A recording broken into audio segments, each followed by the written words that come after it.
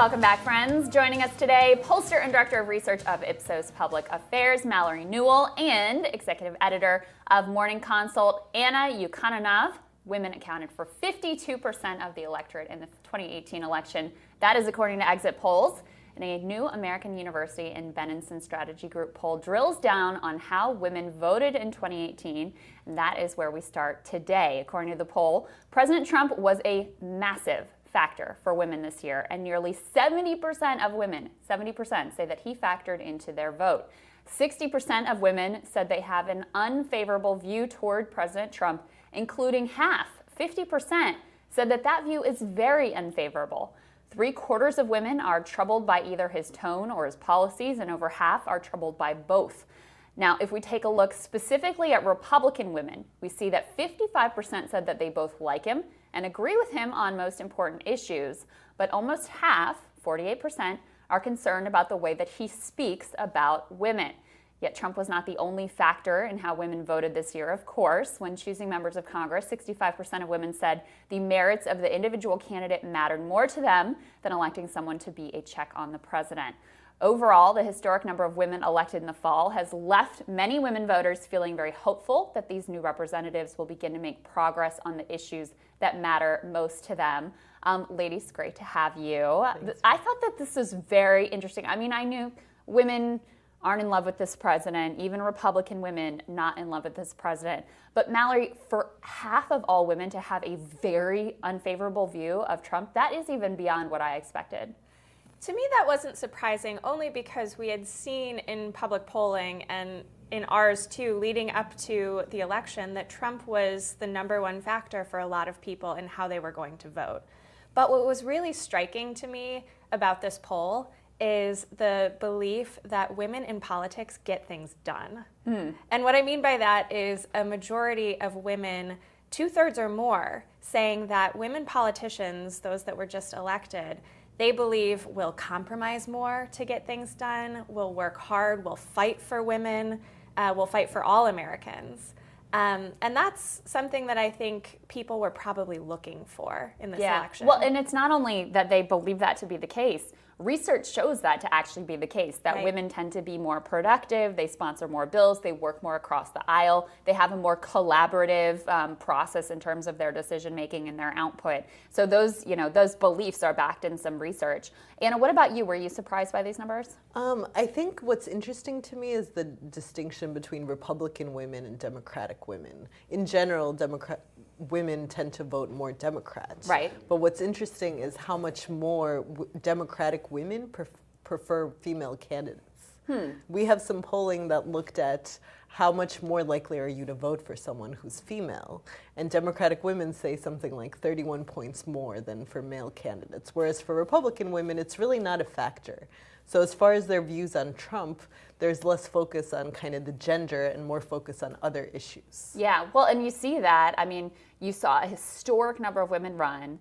And on the Democratic side, you saw huge gains in terms of number of women. You saw women, it was an advantage to be a woman in terms of Democratic primaries. On the Republican side, though, the incoming freshman class has just one woman. I believe that there are fewer Republican women in this incoming class in Congress than there were last time, actually. That is correct, and lowest levels since for decades. So they took a big step backwards. How does this augur for the future, though, Mallory? I mean, the president has to look at these numbers and be concerned. Women make up more than half of the electorate, typically.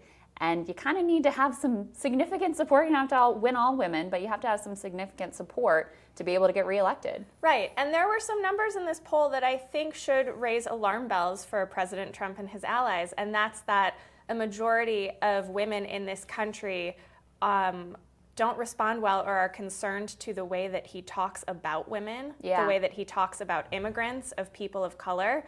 So I think there is a big question on the table of, is the rhetoric going to shift moving into 2020? I think the answer to that is no. But Anna, my question on the Republican women's side, a lot of Republican women say they like some of his policies on the economy, security, et cetera, but they don't like how he talks. They don't like the tone. They don't like the tweets.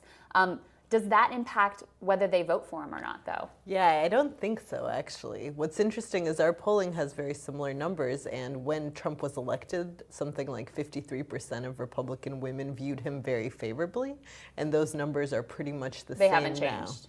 No. And that's been a lot of things happening in that time, so I just don't really see the vote changing, even if they don't love everything he says. But does that erode their turnout, right? They may not vote against him, but maybe they just don't show up. That's a good question. And I think we saw something similar in our polling as well. In the Ipsos Reuters day of election poll we did, afterwards we did an analysis of the president's approval rating among women.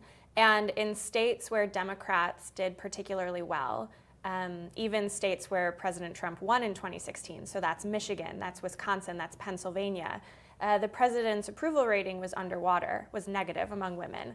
But in states that had Republican gains, so that's your North Dakota, your Iowa to a certain extent, Missouri. Statewide level, yeah. At the statewide level, the president's approval rating remains favorable among women. He's still hovering at 50% or thereabouts among women in these states. Interesting. So Trump sort of hangs over everything, right? And I watch these elections closely, and I worked with candidates in this election as well. And frequently, I mean, obviously in cable news, it's all Trump all the time.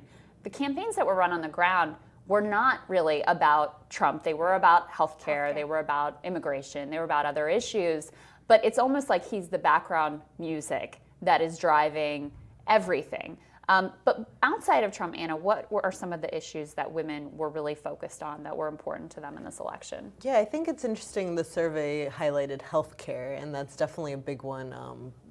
Voters who care about healthcare tend to be women.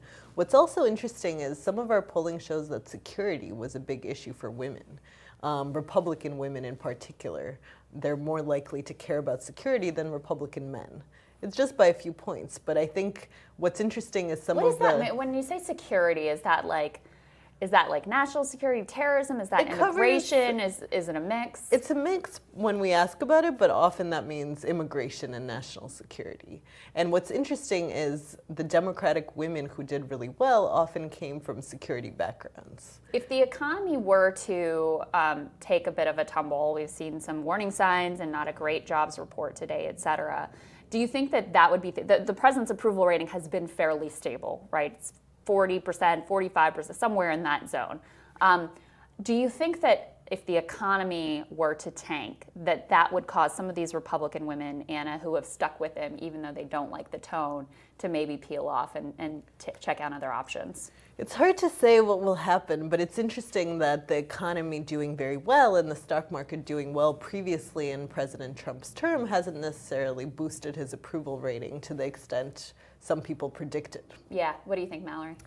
So right now in our polling, we're seeing that the president's approval rating on how he deals with jobs and employment and the economy is by a couple points favorable or positive. Mm-hmm. And I do think your point is a good one. It's hard to say what's going to happen. The one thing I think when you look at Republican women, just because partisanship drives so much of people's views on everything right now, is that if the economy does start to slip or things happen, I worry that these Republican women or more partisan women will still take a cue for the president himself, and he'll probably say, well, this wasn't me, this was the Obama administration. Someone. Right. He'll blame the Fed, he'll blame China, he'll blame somebody. And I think that there's a certain segment of his base, both men and women, that will be inclined to believe that. So it may not have a big effect on his approval ratings overall. We'll have to wait and see. All right, ladies, stick with us. Coming up, how do Americans do their holiday shopping? That is what's next on What America's Thinking.